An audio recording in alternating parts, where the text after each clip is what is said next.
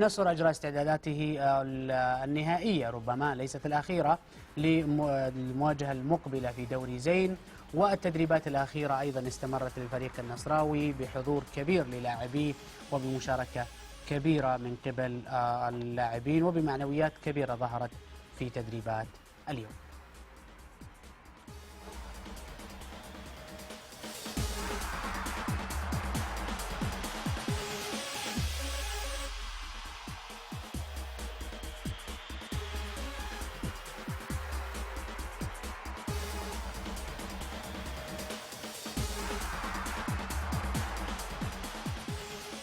النصراويون على أي حال الليلة يبتهجون مع مهاجم الفريق سعد الحارثي في ليلة زواجه، والدعوات كبيرة إن شاء الله له بحياة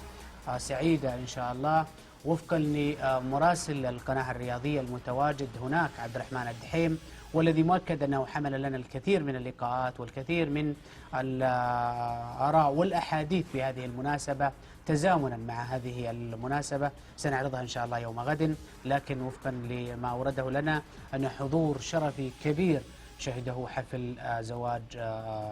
اللاعب الدولي السابق سعد الحارثي مهاجم